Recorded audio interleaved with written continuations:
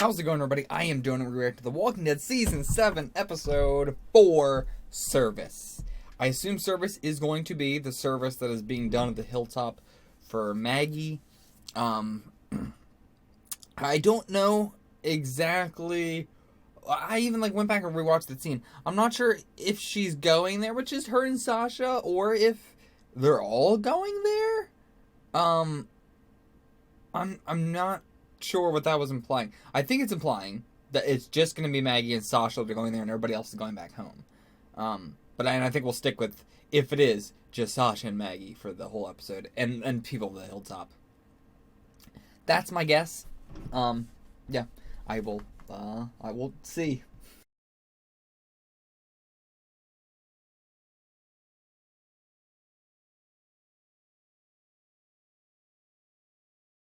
Okay, so, not what I was expecting. Was not expecting to get back to the group already. Especially, I said, who else is left? And there's also Tara and, Heath, and I'm not sure if anybody else went with them.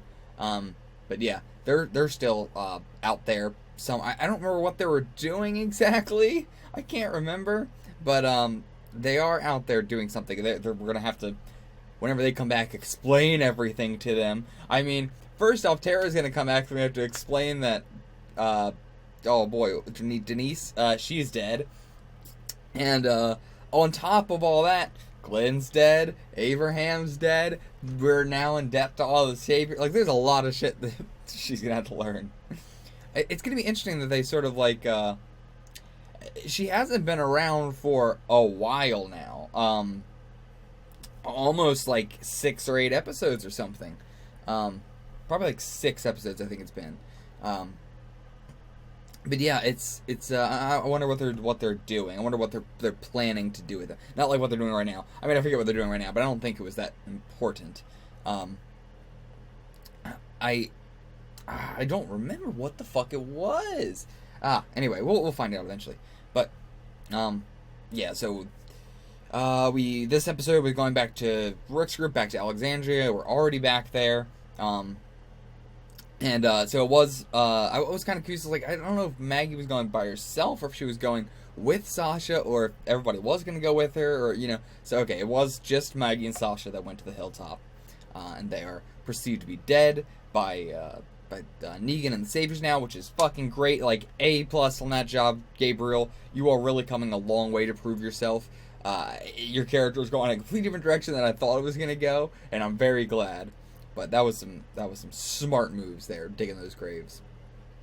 So now we have we have a total of 4 characters that Negan does not know about or thinks are dead, does not know are alive, or working. Well, I mean, because Morgan and Carol aren't working with us right now, but they probably will be. They're going to be our ace in the hole. And Morgan's probably going to have to kill somebody again. So then we have Maggie and Sasha, so 4 total that he doesn't know about. We also have the gun that he doesn't know about. We're making bullets now. I'm not sure if that's a great idea. I'm all for the idea of having these people that he doesn't know about, because that's a lot less. If he's gonna see you walking around with a gun, he's not gonna see I mean, he would see Sasha or Maggie walking around, but if he sees Carol or Morgan walking around, not a big deal because he doesn't know them. Either way. Yeah, the beginning of this episode with the contrast to 6x10 and the contrast with 5x16, the finale of season 5, where Michonne puts up her katana on the wall and she's like, I don't need it anymore. It's all good. But now, nope, katana's back off the wall on her back. The contrast is 610 with them laying in bed and then wrapped around each other and intertwined and all that, and now they're just facing away from each other, completely separate. The fruit that we brought up again, again, fruit is a delicacy in this world. And before, last time they were just waking in bed all intertwined, eating a sexy ass fruit together, and now it's nope, on the floor, no food.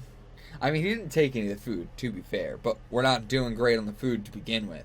It's kind of the whole thing. It's kind of why all this began happening in the first place. But yeah, Negan has such a strong silhouette as well. Like him up on the gate, just bang, bang, bang, banging on the door. Really strong. Not forget the bat entirely too. He just does have a very strong silhouette. And yeah, Spencer, I thought he was gonna get better, but he just seems to be unpredictable chaos. He just seems to be getting worse and worse. I'm not sure if he's getting worse and worse, but he's definitely not getting better and better. I'll say that for sure.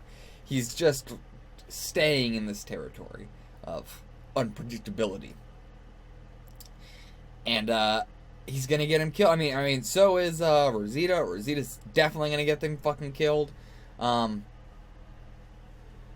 Yeah, and I'm not sure, because I don't really care too much about Rosita or Spencer. They're not characters that I'm super invested in. Rosita a lot more than Spencer, but still, compared to all the other characters, not a whole lot. So, I'm concerned about what they're going to do, because I feel like they're going to get themselves killed, and then in turn cause big problems for the whole group. So, and yeah, the Saviors, not even giving a fuck about resources at all. Like, the water just pouring it out, fucking, Negan just drinks a little sip of the Coke and then just throws it to the fucking side. The burning all the beds, because the beds, they can easily use, the water and soda is just them proving a point to be like, look, we're fucking assholes. But, the beds was not, they didn't want to, like, show them. They weren't trying to be like, ha, we burnt all your beds. They did want them to think, again, the water and the soda is a fuck you move, but it's not to make them think that they're wasteful or anything. They want them, I do think that Negan wants the people he's enslaving to think that they're at least, what they're taking, they're at least using for their people. Not as in like, well, at least he's using it for his people. Not in a good way, but just logically, at least it's being used. But no, it's not. He's just burning the fucking beds because he wants to keep up that fucking society that he has created. And if there's a ton of beds, then the demand for beds goes way down. Thus, the amount of points that a bed is worth goes down. Thus, the amount of stuff that he can get somebody to do just to be able to sleep on a bed goes way down. He doesn't give a shit about his people at all. He doesn't give a shit about anybody at all. He does not care. He just wants chaos. What does he want? It's not even like he wants the best life or anything like that. I guess he is just going around taking cool shit and keeping it for himself. The beds are not anything that he wouldn't already have. He probably has a much, much better bed. So I assume it's not like he just wants to cause chaos, but he just wants to be king of the world. And, he's going to make that happen. And he's not going to let anybody get in his way.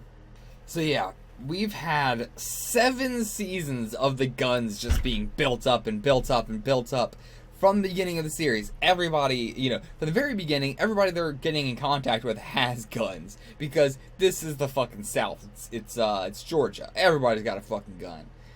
He raided the police station. He's a police officer, so he has a ton of guns in general. Like the people he was meeting up with in season 1, they didn't have guns. The whole camping group, they had like one hunting rifle, and that's it. And I think like Shane's gun. But either way, then we move into the city. We're encountering more and more people, and as time is going, we're encountering the groups that have survived the longest. And I'm talking about just in like seasons 1 through 3 or whatever. Every person we come in contact with is someone that has had to go through a lot of shit because of just the general area that we're in. So they have guns, we take their guns, we take their bullets. The fight doesn't usually last a long time either.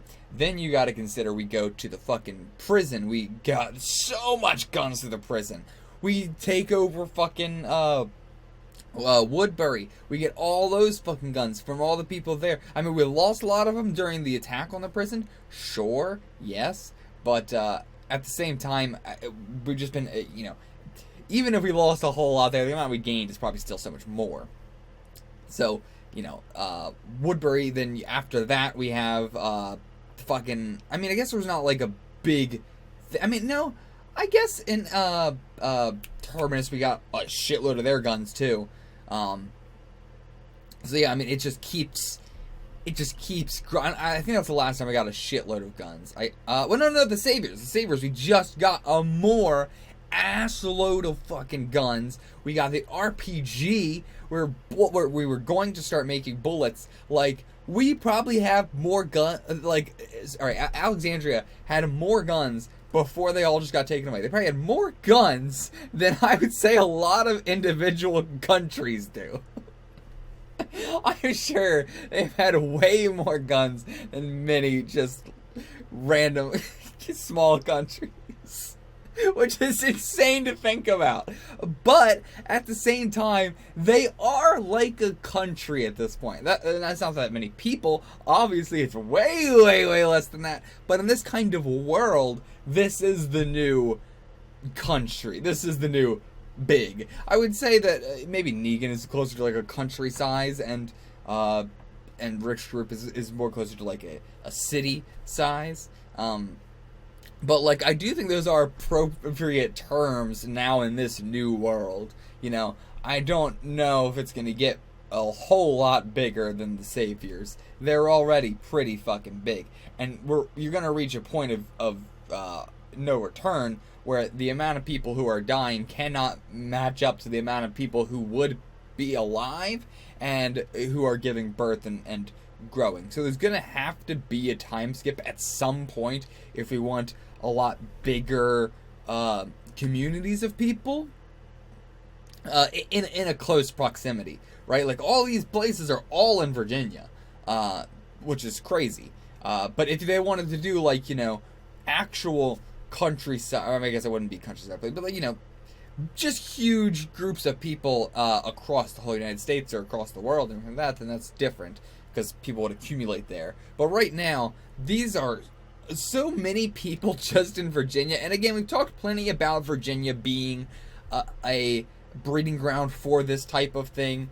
There's a lot of stuff in series where, you know, in fiction where it's like, oh, you know, you really have to just go with it and everything. But I don't think that's the case here, because it's not you just have to go with it. Like, it doesn't feel very, you know, they get to stretch your imagination that much.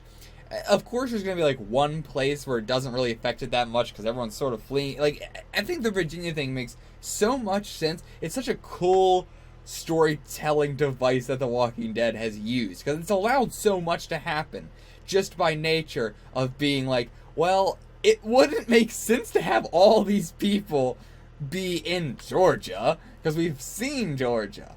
So, you know, many places. We've spent the whole series in a city. Now that we're in a rural place, we can see that it's so much different there. It's so much different than we thought. And yet Rick is now just completely giving up control. Like, he is not resisting anyway. He is anti-resisting when Michonne's like, oh, we could have hit more guns. And he's like, did you? Did you? Where's those guns, Michonne? But I understand.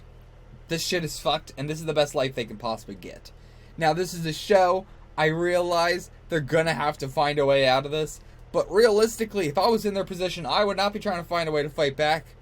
I would be fucking like, you know what? Whatever. We're living, man. And you know what?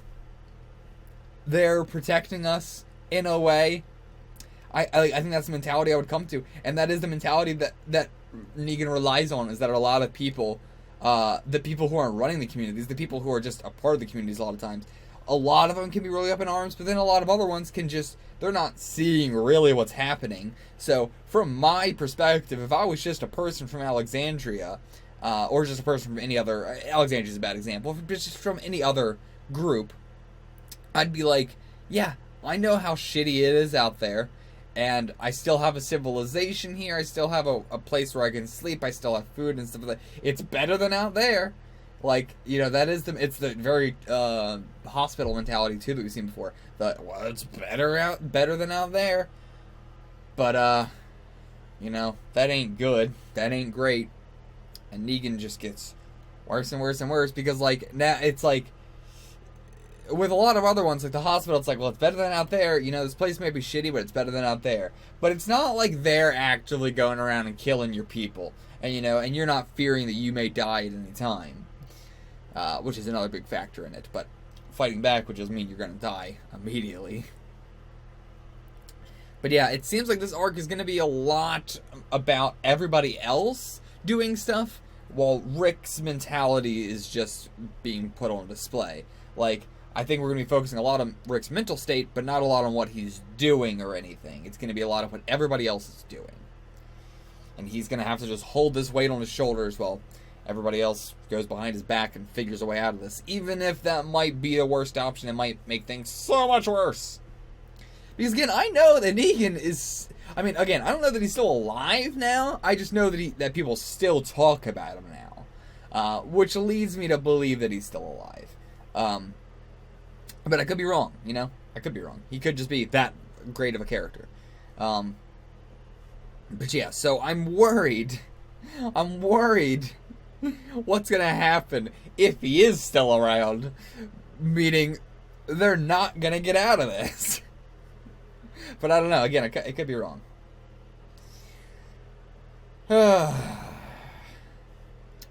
And now we got to go find Negan more supplies to get him better shit. We got to have something really good for him when he gets back. Something amazing. And more people are going to die because of it. Guarantee you, next episode, someone's fucking dying because of this shit. At the very end, we did get a really nostalgic trip talking about Shane and all that. I'm not exactly sure how relevant it was. Like, I get it. He's talking about, I had to accept that my baby's not my baby and I'm just living with it. I had to accept that this is just the way life is now. But those are two very different things. It really felt like they just wanted to bring back up Rick. I mean, bring back up Shane. But I'm glad they did. He has been repressing it a lot, so it feels like anyway. He hasn't really talked about it. He might not have been repressing it, but it felt like he's been repressing it. And so it's good that he's finally talked about killing his best friend with... killing his best friend who fucked his wife and talking about the fact that his best friend fucked his wife and the baby's not his. Like, we haven't heard him say that in a while either. It's really cool to see him, say that out loud, come to terms with it. But yeah, so talking about the baby, talking about Shane with Michonne, his hopefully future wife. I'm hoping. Then, yeah, I think that's really good. It's really good to be able to open up about that, and now she knows like the darkest parts of your past. Boy, oh boy, oh boy, oh. All right, well, I guess next up is 7x5. I'm not sure what the episode's called. I'll see you for that one. Until then, get the fuck out of here.